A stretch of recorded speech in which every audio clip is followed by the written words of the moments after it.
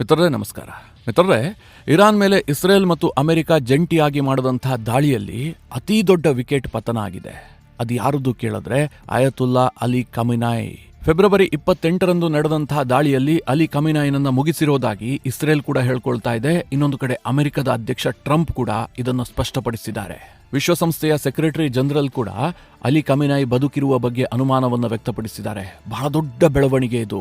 ಯುದ್ಧದ ಮೊದಲ ದಿನವೇ ಇಸ್ರೇಲ್ ಮತ್ತು ಅಮೆರಿಕ ಮಾಡಿದಂತಹ ದಾಳಿಯ ಭೀಕರತೆಗೆ ಇರಾನ್ ಬೆಚ್ಚಿ ಬಿದ್ದಿದೆ. ಕೇವಲ ಸುಪ್ರೀಂ ಲೀಡರ್ ಮಾತ್ರ ಅಲ್ಲ, ಅವರ ಫ್ಯಾಮಿಲಿಯ ಅನೇಕ ಮೆಂಬರ್ಸ್ಗಳು ಕೂಡ ಈ ದಾಳಿಯಲ್ಲಿ ಸಾವಿಗೀಡಾಗಿರುವ ಬಗ್ಗೆ ವರದಿಗಳು ಬರ್ತಾ ಇದ್ದಾವೆ. ಇನ್ನೊಂದು ಕಡೆಯಲ್ಲಿ ಮುಂದಿನ ಸುಪ್ರೀಂ ಲೀಡರ್ ಆಯ್ಕೆಯ ಕಸರತ್ತು ಕೂಡ ಇರಾನ್ನ ಒಳಗಡೆ ನಡೀತಾ ಇದೆ ಎನ್ನುವಂತ ಮಾಹಿತಿಯೂ ಕೂಡ ಇದೆ. ಹಾಗಾದ್ರೆ ಮುಂದೆ ಯಾರು ಸುಪ್ರೀಂ ಲೀಡರ್ ಆಗ್ತಾರೆ? ಇರಾನ್ನ ಕತೆ ಫಿನಿಶ್ ಆಯ್ತಾ? ಯುದ್ಧ ಇಲ್ಲಿಗೆ ನಿಲ್ಲುತ್ತಾ? ಯುದ್ಧ ಮುಂದುವರಿಯುತ್ತಾ? ಮುಂದೇನಾಗುತ್ತೆ? ಇದೆಲ್ಲದರ ಬಗ್ಗೆ ಈ ವಿಡಿಯೋದಲ್ಲಿ ನಿಮಗೆ ಡೀಟೇಲ್ ಆಗಿ ಮಾಹಿತಿ ಕೊಡುವಂತಹ ಪ್ರಯತ್ನ ಮಾಡ್ತೀನಿ. ನೀವು ಈ ವಿಡಿಯೋನ ಕೊನೆವರೆಗೂ ಮಿಸ್ ಮಾಡದೆ ನೋಡಿ. ಮಿತ್ರರೇ, ಇದು ಈ ದಶಕದ ಅತಿ ದೊಡ್ಡ ಬ್ರೇಕಿಂಗ್ ನ್ಯೂಸ್ ಅಂದ್ರೆ ತಪ್ಪಾಗ್ಲಿಕ್ಕಿಲ್ಲ. ಇಸ್ರೇಲ್ ಎಂತೆಂತಹದೋ ಟಾರ್ಗೆಟ್ ಅನ್ನು ಉಡಾಯಿಸಿದೆ. ಆದರೆ ಅಲಿ ಖಮೇನಾಯಿನನ್ನ ಉಡಾಯಿಸೋದಕ್ಕೆ ಇದುವರೆಗೆ ಇಸ್ರೇಲ್ಗೆ ಸಾಧ್ಯ ಆಗಿರಲಿಲ್ಲ. 12 ದಿನಗಳ ಯುದ್ಧವನ್ನ ಮಾಡುವಂತಹ ಸಂದರ್ಭದಲ್ಲಿ ಇಸ್ರೇಲ್ನ ಟಾರ್ಗೆಟ್ ಖಮೇನಾಯಿ ಆಗಿತ್ತು. ಆದರೆ ಇಸ್ರೇಲ್ಗೆ ಅದು ಸಾಧ್ಯ ಆಗಿರಲಿಲ್ಲ. ಈ ಬಾರಿ ಮಾತ್ರ ಮೊದಲ ದಿನವೇ ಅಲಿ ಖಮೇನಾಯಿನನ್ನ ಮುಗಿಸಿದೀವಿ ಅಂತ ಇಸ್ರೇಲ್ ಹೇಳ್ಕೊಳ್ತಾ ಇದೆ. ಸ್ವತಃ ಬೆಂಜಮಿನ್ ನೆತನ್ಯಾಹು ಈ ಘೋಷಣೆಯನ್ನ ಮಾಡಿದ್ದಾರೆ. ನಮಗೆ ಬರ್ತಾ ಇರುವಂತಹ ಎಲ್ಲಾ ಮಾಹಿತಿಯನ್ನ ನೋಡಿದ್ರೆ ಖಮೇನಾಯಿ ಬದುಕಿರುವಂತಹ ಸಾಧ್ಯತೆಗಳು ಕ್ಷೀಣ. ಯಾವುದೇ ರೀತಿಯಲ್ಲೂ ಕೂಡ ಖಮೇನಾಯಿ ಬದುಕಿಲ್ಲ ಅನ್ನುವಂತಹ ಸೂಚನೆಗಳು ನಮಗೆ ಇರಾನ್ನಿಂದ ಬರ್ತಾ ಇದೆ. ಹೀಗಂತ ನೆತನ್ಯಾಹು ಘೋಷಣೆ ಮಾಡಿದ್ದಾರೆ. ನೆತನ್ಯಾಹು ಆದ್ರೂ ಅನುಮಾನ ವ್ಯಕ್ತಪಡಿಸ್ತಾ ಇದ್ದಾರೆ. ಆದರೆ ಟ್ರಂಪ್ ಅನುಮಾನವನ್ನ ವ್ಯಕ್ತಪಡಿಸ್ತಾ ಇಲ್ಲ. ಟ್ರಂಪ್ ಕನ್ಫರ್ಮ್ ಆಗಿ ಘೋಷಣೆ ಮಾಡಿದ್ದಾರೆ, ಅಲಿ ಖಮೇನಾಯಿ ಬದುಕಿಲ್ಲ. ಅಲಿ ಖಮೇನಾಯಿನನ್ನ ಇಸ್ರೇಲ್ ಮತ್ತು ಯುಎಸ್ನ ದಾಳಿಯಲ್ಲಿ ಮುಗಿಸಲಾಗಿದೆ. ಅಲಿ ಖಮೇನಾಯಿ ನೋ ಮೋರ್ ಹೀಗಂತ ಟ್ರಂಪ್ ಘೋಷಣೆ ಮಾಡಿದ್ದಾರೆ. ಹಾಗಾದ್ರೆ ಅಲಿ ಖಮೇನಾಯಿ ಸಿಕ್ಕಿದ್ದಾದ್ರೂ ಹೇಗೆ? ಅವರು ಬಂಕರ್ನಲ್ಲಿದ್ದಾರೆ ಎನ್ನುವಂತ ಸುದ್ದಿಗಳಿದಾವಲ್ಲ. ಅಂತಹದರಲ್ಲಿ ಇಸ್ರೇಲ್ ಮತ್ತು ಅಮೆರಿಕ ಈ ರೀತಿಯಾಗಿ ಹೇಳ್ತಿರೋದಕ್ಕೆ ಕಾರಣ ಏನು? ನಿಜವಾಗ್ಲೂ ಅಲಿ ಖಮೇನಾಯಿ ಸತ್ತೋಗಿದಾರ ಕೇಳಿದ್ರೆ ಮಿತ್ರರೇ, ಸಾಧ್ಯತೆಗಳು ಜಾಸ್ತಿ ಇದಾವೆ. ಯಾಕೆ ಗೊತ್ತಾ? ನಿನ್ನೆ ಏಕಾಏಕಿಯಾಗಿ ಇಸ್ರೇಲ್ ಮತ್ತು ಅಮೆರಿಕ ಬಹಳ ದೊಡ್ಡ ದಾಳಿಯನ್ನ ಮಾಡಿದವೆ. ಇಸ್ರೇಲ್ ಬಿಡುಗಡೆ ಮಾಡಿದಂತಹ ಹೇಳಿಕೆಯನ್ನು ನೋಡೋದಾದ್ರೆ ಏಕಕಾಲಕ್ಕೆ 200 ಫೈಟರ್ ಜೆಟ್ಗಳನ್ನು ತೆಗೆದುಕೊಂಡು ಹೋಗಿ 500 ಟಾರ್ಗೆಟ್ಗಳನ್ನು ಉಡಾಯಿಸಿದ್ದಾರೆ. ಈ 200 ಜೆಟ್ಗಳ ಪೈಕಿ ಅಮೆರಿಕದ ನೇವಲ್ ಶಿಪ್ನಿಂದ ಹಾರದಂತಹ ಫೈಟರ್ ಜೆಟ್ಗಳು ಕೂಡ ಇದಾವೆ. ಇಸ್ರೇಲ್ನಿಂದ ಟೇಕ್ ಆಫ್ ಆದಂತಹ ಜೆಟ್ಗಳು ಕೂಡ ಇದಾವೆ. ಇದು ಅಮೆರಿಕ ಮತ್ತು ಇಸ್ರೇಲ್ ನಡೆಸಿದಂತಹ ಜಂಟಿ ಸಂಘಟಿತವಾದಂತಹ ದಾಳಿ. ಈ ದಾಳಿಯಲ್ಲಿ ಖಮೇನಾಯಿ ಸಾಯೋದಕ್ಕೆ ಹೇಗೆ ಸಾಧ್ಯ? ಹೀಗೊಂದು ಪ್ರಶ್ನೆ ಬಂದೇ ಬರುತ್ತೆ ಅಲ್ವಾ? ಯಾಕೆ ಅಂತಂದ್ರೆ ಅಮೆರಿಕ ದಾಳಿ ಮಾಡುತ್ತೆ, ಇಸ್ರೇಲ್ ದಾಳಿ ಮಾಡುತ್ತೆ, ಈ ಅನುಮಾನ ಇರಾನ್ಗೆ ಇದ್ದೇ ಇತ್ತು. ಹೀಗಾಗಿ ಸುಪ್ರೀಂ ಲೀಡರ್ನನ್ನ ಸುರಕ್ಷಿತ ತಾಣಗಳಲ್ಲಿ ಅಡಗಿಸಿಟ್ಟಿದೆ ಎನ್ನುವಂತಹ ವರದಿಗಳಿದ್ವಲ್ಲ, ಅದು ಹೇಗೆ ಸಾಧ್ಯ ಆಯಿತು ಸುಪ್ರೀಂ ಲೀಡರ್ನನ್ನ ಹತ್ಯೆ ಮಾಡೋದಕ್ಕೆ? ಹೀಗೊಂದು ಪ್ರಶ್ನೆ ಕೇಳಿದ್ದೆ. ಆದರೆ ಮಿತ್ರರೇ, ಇಸ್ರೇಲ್ ಮತ್ತು ಅಮೆರಿಕ ಅದೆಂತಹ ಪ್ಲಾನ್ ಮಾಡಿದ್ವು ಅಂತಂದ್ರೆ ಇರಾನ್ಗೆ ಚಳ್ಳೆ ಹಣ್ಣನ್ನ ಮತ್ತೊಮ್ಮೆ ತಿನ್ನಿಸಿದಾವೆ. ಇರಾನ್ ಬುದ್ಧಿ ಕಲಿತಂತೆ ಕಾಣ್ತಾ ಇಲ್ಲ. ಅದೇನು ಕೇಳಿದ್ರೆ, ಒಂದು ಕಡೆ ಅಮೆರಿಕ ನಿರಂತರವಾಗಿ ನ್ಯೂಕ್ಲಿಯರ್ ಟಾಕ್ಸ್ ನಲ್ಲಿ ಇರಾನ್ ಅನ್ನ ಎಂಗೇಜ್ ಮಾಡಿಟ್ಟಿತ್ತು. ಒಮಾನ್ನಲ್ಲಿ ನಿನ್ನೆಯೂ ಸಹ ನ್ಯೂಕ್ಲಿಯರ್ ಕುರಿತಾದಂತಹ ಮಾತುಕತೆ ನಡೆದಿತ್ತು. ಆ ಮಾತುಕತೆಯಲ್ಲಿ ಇರಾನ್ ಒಪ್ಪಿಗೆಯನ್ನು ಸೂಚಿಸಿತ್ತು. ನಮ್ಮ ನ್ಯೂಕ್ಲಿಯರ್ ಸ್ಟಾಕ್ ಪೈಲ್ಗಳನ್ನ ನಾವು ಸರೆಂಡರ್ ಮಾಡ್ತೀವಿ, ನಾವು ನ್ಯೂಕ್ಲಿಯರ್ ಪ್ರೋಗ್ರಾಂನಲ್ಲಿ ಮುಂದುವರಿಯೋದಿಲ್ಲ, ಈ ಯುದ್ಧ ಆಗೋದು ಬೇಡ ಅನ್ನುವ ರೀತಿಯಲ್ಲಿ ಇರಾನ್ನ ಸರ್ಕಾರ ಒಂದು ತೀರ್ಮಾನವನ್ನು ಕೈಗೊಂಡಿತ್ತು. ಅಮೆರಿಕ ಕೂಡ ಅದನ್ನು ಒಪ್ಪಿಕೊಂಡಂತೆ ನಟಿಸಿತ್ತು. ಅಷ್ಟಕ್ಕೂ ಹೇಳಬೇಕು ಅಂತಂದ್ರೆ ಒಮಾನ್ನ ಫಾರಿನ್ ಮಿನಿಸ್ಟರ್ ಈ ಬಗ್ಗೆ ಘೋಷಣೆಯನ್ನು ಕೂಡ ಮಾಡಿದ್ರು. ಇರಾನ್ ಅಮೆರಿಕದ ನ್ಯೂಕ್ಲಿಯರ್ ಷರತ್ತುಗಳಿಗೆ ಒಪ್ಪಿದೆ ಅನ್ನುವ ಅರ್ಥದಲ್ಲಿ ಒಮಾನ್ ಫಾರಿನ್ ಮಿನಿಸ್ಟರ್ ಹೇಳಿಕೆ ಕೊಟ್ಟಿದ್ರು. ಆದರೆ ಈ ಹೇಳಿಕೆ ಹೊರಬಂದಂತಹ ಕೆಲವೇ ಗಂಟೆಗಳಲ್ಲಿ ಇಸ್ರೇಲ್ ಮತ್ತು ಅಮೆರಿಕ ಇರಾನ್ ಮೇಲೆ ದಾಳಿ ಮಾಡಿದವೆ. ಆ ದಾಳಿ ಎಷ್ಟು ಸಂಘಟಿತವಾಗಿತ್ತು ಅಂತಂದ್ರೆ ಇಸ್ರೇಲ್ ಮುಖ್ಯವಾಗಿ ಇರಾನ್ನಲ್ಲಿದ್ದಂತಹ ಪೊಲಿಟಿಕಲ್ ಲೀಡರ್ಶಿಪ್ ಮತ್ತು ಮಿಲಿಟರಿ ಲೀಡರ್ಶಿಪ್ಗಳನ್ನ ಮೊದಲಿಗೆ ಟಾರ್ಗೆಟ್ ಮಾಡಿತು. ಇನ್ನೊಂದು ಕಡೆಯಲ್ಲಿ ಅಮೆರಿಕ ಇರಾನ್ನಲ್ಲಿದ್ದಂತಹ ಮಿಸೈಲ್ ಫೆಸಿಲಿಟೀಸ್ ಮತ್ತು ಸೇನಾ ನೆಲೆಗಳನ್ನ ಟಾರ್ಗೆಟ್ ಮಾಡಿ ದಾಳಿಯನ್ನ ಆರಂಭಿಸಿತು. ಒಬ್ಬೊಬ್ಬರು ಒಂದೊಂದು ಟಾಸ್ಕ್ ಅನ್ನ ತೆಗೆದುಕೊಂಡು ದಾಳಿಯನ್ನ ನಡೆಸಿದ್ರು. ಅದರಲ್ಲಿ ಮಿತ್ರರೇ, ಟೆಹರಾನ್ನಲ್ಲಿದ್ದಂತಹ ಈ ಆಯತುಲ್ಲಾ ಅಲಿ ಖಮೇನಾಯಿನ ರೆಸಿಡೆನ್ಸ್ ಕೂಡ ಸೇರಿತ್ತು. ಒಂದು ಬೃಹತ್ ಆದಂತಹ ಬಂಗಲೆ ಇದೆ. ಅದು ಸುಪ್ರೀಂ ಲೀಡರ್ ಪ್ಯಾಲೇಸ್ ಅಂತಲೇ ಕರೆಯಲ್ಪಡುತ್ತೆ. ಇಸ್ರೇಲ್ ಸುಪ್ರೀಂ ಲೀಡರ್ ಪ್ಯಾಲೇಸ್ ಅನ್ನೇ ಮೊದಲಿಗೆ ಟಾರ್ಗೆಟ್ ಮಾಡಿ ಉಡಾಯಿಸಿತು. ಯಾಕೆ ಅಂತಂದ್ರೆ ಸುಪ್ರೀಂ ಲೀಡರ್ನನ್ನ ಬೇರೆಡೆಗೆ ಸ್ಥಳಾಂತರಿಸೋದಕ್ಕೆ ಮುಂಚಿತವಾಗಿ ನಾವು ಈ ದಾಳಿಯನ್ನ ಮಾಡಬೇಕು ಅನ್ನುವಂಥದ್ದು ಇಸ್ರೇಲ್ನ ಪ್ಲಾನ್ ಆಗಿತ್ತು. ನಿಮಗೆಲ್ಲ ಗೊತ್ತೇ ಇದೆ, ಇಸ್ರೇಲ್ಗೆ ಇಡೀ ಇರಾನ್ನಾದ್ಯಂತ ಬಹಳ ಇಂಟೆಲಿಜೆನ್ಸ್ ಇನ್ಪುಟ್ ಸಿಗುತ್ತೆ. ಅವರ ಮೊಸಾದ್ ತುಂಬಾ ಆಕ್ಟಿವ್ ಆಗಿದೆ. ಅವರಿಗೆ ಸುಪ್ರೀಂ ಲೀಡರ್ ಆ ಪ್ಯಾಲೇಸ್ನಲ್ಲಿರುವಂತಹದ್ದು ಕನ್ಫರ್ಮ್ ಆದ ಬಳಿಕವೇ ಏಕಾಏಕಿಯಾಗಿ ಈ ದಾಳಿ ನಡೆದಿದೆ ಅಂತ ಹೇಳಲಾಗ್ತಾ ಇದೆ. ಇಲ್ಲದೆ ಹೋದ್ರೆ ಇಸ್ರೇಲ್ ಅಷ್ಟೊಂದು ಕನ್ಫರ್ಮ್ ಆಗಿ ಸುಪ್ರೀಂ ಲೀಡರ್ ಸತ್ತಿದ್ದಾನೆ, ನಮಗೆಲ್ಲಾ ಮಾಹಿತಿ ಸಿಗ್ತಾ ಇದೆ ಅಂತ ಹೇಳ್ತಾ ಇರಲಿಲ್ಲ. ಸದ್ಯ ಈವರೆಗೆ ಇರಾನ್ ಯಾವುದೇ ರೀತಿಯಲ್ಲೂ ಕೂಡ ಸುಪ್ರೀಂ ಲೀಡರ್ ಸತ್ತಿರೋದನ್ನ ಕನ್ಫರ್ಮ್ ಮಾಡ್ತಾ ಇಲ್ಲ. ಅವರು ಸ್ಟಿಲ್ ಬದುಕಿದ್ದಾರೆ, ಅವರಿಗೇನೂ ಕೂಡ ಆಗಿಲ್ಲ ಹೀಗಂತಲೇ ಇರಾನ್ ಸರ್ಕಾರ ಹೇಳ್ಕೊಳ್ತಾ ಇದೆ. ಆದರೆ ಇಸ್ರೇಲ್ನ ಪ್ರಧಾನಿ ನೆತನ್ಯಾಹು ಮತ್ತು ಅಮೆರಿಕದ ಅಧ್ಯಕ್ಷ ಡೊನಾಲ್ಡ್ ಟ್ರಂಪ್ ಇಬ್ರೂ ಸಹ ಬಹಳ ಕಾನ್ಫಿಡೆಂಟ್ ಆಗಿ ಖಮೇನಿ ಬದುಕಿಲ್ಲ ಅಂತ ಹೇಳ್ತಾ ಇದ್ದಾರೆ. ನೆತನ್ಯಾಹು ಆದ್ರೂ ಸಣ್ಣ ಪಾಸ್ ಅನ್ನು ತೆಗೆದುಕೊಂಡಿದ್ದಾರೆ. ಟ್ರಂಪ್ ಯಾವುದೇ ರೀತಿಯಲ್ಲೂ ಸಣ್ಣ ಅನುಮಾನವನ್ನು ವ್ಯಕ್ತಪಡಿಸ್ತಾ ಇಲ್ಲ. ಖಮೇನಿ ನೋ ಮೋರ್ ಅಂತಲೇ ಟ್ರಂಪ್ ಘೋಷಣೆ ಮಾಡಿದ್ದಾರೆ. ಇನ್ನು ಕೆಲ ವರದಿಗಳ ಪ್ರಕಾರ ಈ ದಾಳಿಯಲ್ಲಿ ಕೇವಲ ಖಮೇನಿ ಮಾತ್ರ ಸತ್ತಿಲ್ಲ, ಅವರ ಫ್ಯಾಮಿಲಿಯ ಅನೇಕ ಮಂದಿಯೂ ಕೂಡ ಸಾವಿಗೀಡಾಗಿರುವ ಬಗ್ಗೆ ವರದಿಗಳಿದಾವೆ. ಮುಖ್ಯವಾಗಿ ಖಮೇನಿ ಡಾಟರ್ ಅಂದ್ರೆ ಮಗಳು, ಖಮೇನಿ ಅವರ ಅಳಿಯ ಹಾಗೂ ಖಮೇನಿನ ಓರ್ವ ಮೊಮ್ಮಗ ಕೂಡ ಈ ದಾಳಿಯಲ್ಲಿ ಸಾವಿಗೀಡಾಗಿರುವ ಬಗ್ಗೆ ಇರಾನ್ ಇಂಟರ್ನ್ಯಾಷನಲ್ ಸೇರಿದಂತೆ ಅನೇಕ ಪತ್ರಿಕೆಗಳು ವರದಿ ಮಾಡಿದಾವೆ. ಮಿತ್ರರೇ, ಇಲ್ಲಿ ಇರಾನ್ನ ಸುಪ್ರೀಂ ಲೀಡರ್ ಅಯತುಲ್ಲಾ ಅಲಿ ಖಮೇನಿ ಸತ್ತಿರುವ ಬಗ್ಗೆ ಇರಾನ್ನ ಸರ್ಕಾರ ಅಧಿಕೃತವಾಗಿ ಹೇಳಿಕೆಯನ್ನ ಬಿಡುಗಡೆ ಮಾಡದೇ ಇರಬಹುದು. ಆದರೆ ಇರಾನ್ ಸರ್ಕಾರ ಪ್ಯಾನಿಕ್ಗೊಳಗಾದಂತಹ ರೀತಿಯನ್ನ ನೋಡಿದ್ರೆ ಡೌಟ್ ಅಂತೂ ಬರ್ತಾ ಇದೆ. ಯಾಕೆ ಕೇಳಿದ್ರೆ ಅಮೆರಿಕ ಮತ್ತು ಇಸ್ರೇಲ್ ಜಂಟಿಯಾಗಿ ಈ ದಾಳಿಯನ್ನ ನಡೆಸ್ತಾ ಇದ್ದ ಹಾಗೆ ಅದಕ್ಕೆ ರಿಟಾಲಿಯೇಟ್ ಮಾಡೋದಕ್ಕೆ ಅವರು ಹೆಣಗಾಟ ನಡೆಸಿದ್ರು. ಎಲ್ಲಿಗೆ ದಾಳಿ ಮಾಡಬೇಕು, ಏನ್ ಮಾಡಬೇಕು ಒಂದೂ ಕೂಡ ಪ್ಲಾನ್ ಪ್ರಕಾರವಾಗಿ ನಡೆದಿಲ್ಲ. ಮನಸೋ ಇಚ್ಛೆ ದಾಳಿಗಳನ್ನ ಮಾಡಿದ್ದಾರೆ. ಎಲ್ಲಾ ಗಲ್ಫ್ನಲ್ಲಿರುವಂತಹ ರಾಷ್ಟ್ರಗಳನ್ನ ಕೆಣಕಿದ್ದಾರೆ.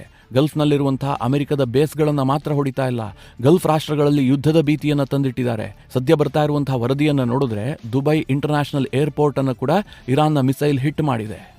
ಇದ್ಯಾವುದೂ ಕೂಡ ಇರಾನ್ನ ತಂತ್ರಗಾರಿಕೆ ಅಂತ ಕಂಡು ಬರ್ತಾ ಇಲ್ಲ. ನೀವೇ ಯೋಚನೆ ಮಾಡಿ, ಇರಾನ್ ಈಗ ಇಡೀ ಮಿಡಲ್ ಈಸ್ಟ್ ನಲ್ಲಿ ಏಕಾಂಗಿಯಾಗಿ ನಿಂತ್ಕೊಂಡಿದೆ. ಇರಾನ್ ವಿರುದ್ಧವಾಗಿ ಇಷ್ಟೆಲ್ಲಾ ದಾಳಿಯನ್ನ ಇಸ್ರೇಲ್ ಮಾಡ್ತಾ ಇದೆ, ಅಮೆರಿಕ ದಾಳಿ ಮಾಡ್ತಾ ಇದೆ.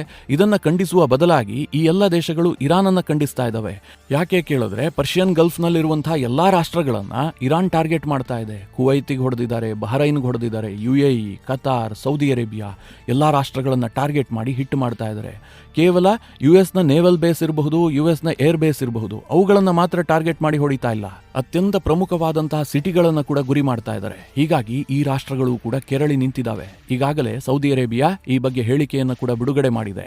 ಈ ದಾಳಿಯನ್ನ ಖಂಡಿಸಿರುವಂತಹ ಸೌದಿಯ crown prince Mohammed bin Salman Persian Gulf ನಲ್ಲಿ ದಾಳಿಗೊಳಗಾಗಿರುವಂತಹ ಎಲ್ಲಾ ಬ್ರದರ್ಲಿ ನೇಷನ್ ಜೊತೆಗೆ ಸೌದಿ ಅರೇಬಿಯಾ ನಿಂತ್ಕೊಂಡಿರೋದಾಗಿ ಘೋಷಣೆ ಮಾಡಿದ್ದಾರೆ. ಸ್ವತಃ ಸೌದಿ ಮೇಲೂ ಕೂಡ ದಾಳಿಯಾಗಿದೆ. ಆದರೆ ಮೊಹಮ್ಮದ್ ಬಿನ್ ಸಲ್ಮಾನ್ ಇದನ್ನ ಹೇಳಿದ್ದಾರೆ. UAE, ಕತಾರ್, ಬಹರೈನ್, ಕುವೈತ್ ಈ ಎಲ್ಲಾ ರಾಷ್ಟ್ರಗಳಿಗೂ ತನ್ನ ಬೆಂಬಲವನ್ನ ಘೋಷಿಸಿದ್ದಾರೆ. ಹಾಗೆ ಮುಂದೆ ಇರಾನ್ ವಿರುದ್ಧ ಅವಶ್ಯಕ ಕ್ರಮಗಳನ್ನು ಕೈಗೊಳ್ಳೋದಾಗಿಯೂ ಕೂಡ ಅವರು ಎಚ್ಚರಿಸಿದ್ದಾರೆ. ಅಲ್ಲಿಗೆ ಮಿತ್ರರೇ, ಸೌದಿ ಅರೇಬಿಯಾ, UAE, ಕತಾರ್ ಈ ಎಲ್ಲ ದೇಶಗಳು ಕೂಡ ಓಪನ್ ಆಗಿ ಅಮೆರಿಕಾಗೆ ಸಪೋರ್ಟ್ ಮಾಡುವಂತಹ ಸಾಧ್ಯತೆಗಳಿದಾವೆ.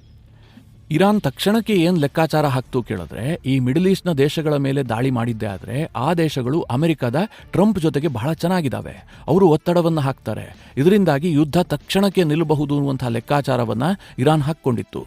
ಆದ್ರೆ ಈಗ ಅದು ಉಲ್ಟಾ ಆಗ್ತಾ ಇದೆ. ಇದರ ಜೊತೆಗೆ ಇರಾನ್ನ ಇನ್ನೊಂದು ಲೆಕ್ಕಾಚಾರ ಏನು ಕೇಳಿದ್ರೆ, ಆರಂಭದಲ್ಲೇ ಈ ದೇಶಗಳನ್ನ ಟಾರ್ಗೆಟ್ ಮಾಡಿದ್ದೆ ಆದ್ರೆ ಈ ಎಲ್ಲಾ ಗಲ್ಫ್ ರಾಷ್ಟ್ರಗಳು ಕೂಡ ಮುಂದಿನ ದಿನಗಳಲ್ಲಿ ಅಮೆರಿಕಾಗೆ ತನ್ನ ನೆಲೆಗಳನ್ನ ಬಳಸ್ಕೊಳ್ಳೋದಕ್ಕೆ ಬಿಡೋದಿಲ್ಲ.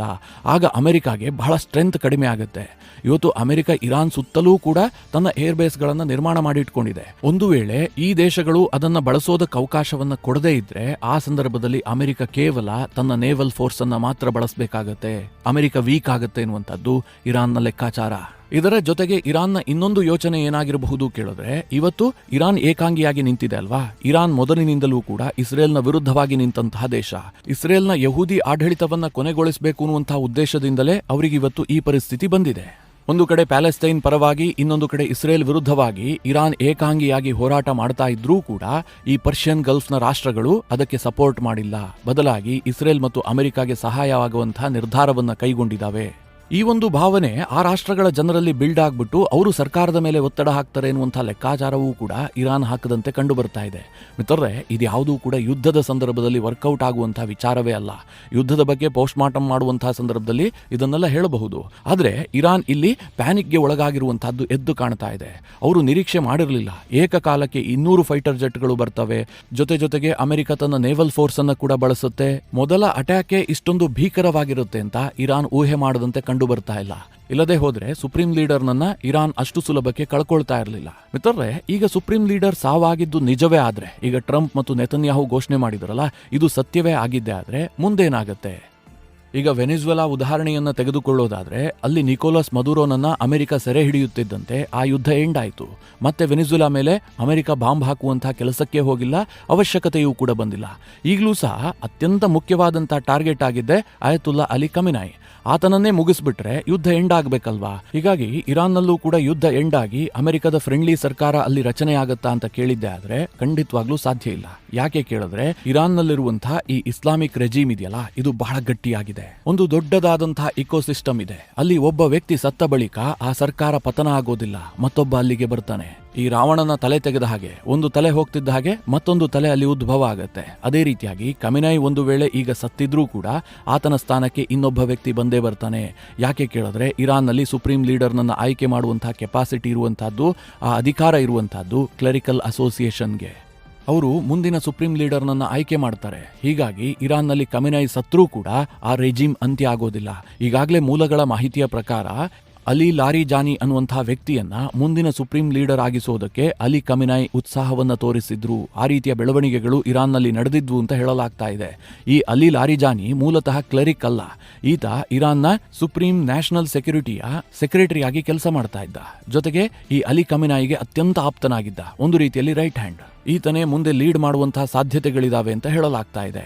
ಇದರ ಜೊತೆಗೆ ಮಿತ್ರರೇ, ಈ ಸುಪ್ರೀಂ ಲೀಡರ್ನನ್ನ ಕಾಪಾಡೋದಕ್ಕೋಸ್ಕರವಾಗಿ ಇರಾನ್ನಲ್ಲಿ IRGC ಇದೆ. ಈ IRGC ಇದೆಯಲ್ಲ, ಇದು ಇರಾನ್ನ ಮಿಲಿಟರಿಗಿಂತಲೂ ಕೂಡ ಸೂಪರ್ ಪವರ್. ಹೀಗಾಗಿ IRGC ಪೂರ್ಣ ಅಸ್ತಿತ್ವವನ್ನ ಕಳೆದುಕೊಳ್ಳುವವರೆಗೂ ಕೂಡ ಇರಾನ್ನಲ್ಲಿ ಅಮೆರಿಕದ ಫ್ರೆಂಡ್ಲಿ ಸರ್ಕಾರ ರಚನೆಯಾಗುವಂತಹದ್ದು ಕಷ್ಟ ಸಾಧ್ಯ ಇದೆ. ಈ ಎಲ್ಲಾ ಕಾರಣಗಳಿಂದ ಅಮೆರಿಕ ಯುದ್ಧವನ್ನ ಮುಂದುವರಿಸುತ್ತೆ. ಇನ್ನೊಂದು ಕಡೆಯಲ್ಲಿ ಮಿತ್ರರೇ, ಇರಾನ್ ಕೂಡ ತನ್ನ ಸುಪ್ರೀಂ ಲೀಡರ್ ಒಂದು ವೇಳೆ ಹತ್ಯೆ ಆಗಿದ್ರೂ ಕೂಡ ಯುದ್ಧ ನಿಲ್ಲಿಸೋದಿಲ್ಲ ಅನ್ನುವಂತಹ ಸೂಚನೆಯನ್ನ ಕೂಡ ಕೊಡ್ತಾ ಇದೆ. ಅವರೇನು ಘೋಷಣೆ ಮಾಡಿದ್ದಾರೆ ಗೊತ್ತಾ? ನಾವು ಇದುವರೆಗೆ ಪ್ರಯೋಗ ಮಾಡಿದ್ದೆಲ್ಲವೂ ಕೂಡ ಓಲ್ಡ್ ಮಿಸೈಲ್ಗಳು, ನಮ್ಮ ಬಳಿಯಲ್ಲಿ ಅತ್ಯಾಧುನಿಕವಾದಂತಹ ಮಿಸೈಲ್ಗಳಿದಾವೆ ಅಂತ ಘೋಷಣೆಯನ್ನ ಮಾಡಿದ್ದಾರೆ. ಅಲ್ಲಿಗೆ ಸುಪ್ರೀಂ ಲೀಡರ್ ಒಂದು ವೇಳೆ ಸತ್ತು ಹೋಗಿದ್ರೂ ಕೂಡ ಈ ಯುದ್ಧ ಇಲ್ಲಿಗೆ ಎಂಡ್ ಆಗೋದಿಲ್ಲ. ಇದಿಷ್ಟು ಮಿತ್ರರೇ ಅಲಿ ಖಮೆನಾಯಿ ಸತ್ತೋಗಿದ್ದಾರೆ ಅನ್ನೋದರ ಕುರಿತಾದಂತಹ ಒಂದಿಷ್ಟು ಮಾಹಿತಿ. ಒಂದು ವೇಳೆ ಈ ಸುದ್ದಿಯನ್ನ ಇರಾನ್ ಕನ್ಫರ್ಮ್ ಮಾಡಿ ಒಪ್ಕೊಂಡಿದ್ದೇ ಆದ್ರೆ ಇದೊಂದು ನಿಜವಾಗ್ಲೂ ಕೂಡ ರಣಬೇಟೆ. ಮುಂದಿನ ಗಂಟೆಗಳಲ್ಲಿ ಸಾಕಷ್ಟು ಡೆವಲಪ್ಮೆಂಟ್ಗಳಾಗ್ತವೆ. ಆ ಸಂದರ್ಭದಲ್ಲಿ ಆ ಬಗ್ಗೆ ನಿಮಗೆ ಡೀಟೇಲ್ ಆಗಿ ತಿಳಿಸ್ಕೊಡುವಂತಹ ಪ್ರಯತ್ನ ಮಾಡ್ತೀನಿ. ಈ ವಿಚಾರದ ಕುರಿತಾಗಿ ನಿಮ್ಮ ಅನಿಸಿಕೆ ಅಭಿಪ್ರಾಯಗಳೇನು ಕಮೆಂಟ್ ಮಾಡುವ ಮೂಲಕ ನಮಗೆ ತಿಳಿಸಿ. ಹಾಗೆ ನಿಮಗೆ ಈ ವಿಡಿಯೋ ಇಷ್ಟವಾದರೆ ಲೈಕ್ ಮಾಡಿ. ಜೊತೆಗೆ ನೀವಿನ್ನೂ ನಿಮ್ಮ ನೆಚ್ಚಿನ ಸಂಸ್ಕಾರ ಸೌರಭ ಯೂಟ್ಯೂಬ್ ಚಾನಲ್ನ ಸಬ್ಸ್ಕ್ರೈಬ್ ಮಾಡಿಲ್ಲ ಅಂತಾದರೆ ಈ ಕೂಡಲೇ ಸಬ್ಸ್ಕ್ರೈಬ್ ಮಾಡಿ ಮುಂದಿನ ಎಲ್ಲ ಅಪ್ಡೇಟ್ಗಳ ನೋಟಿಫಿಕೇಶನ್ಗಾಗಿ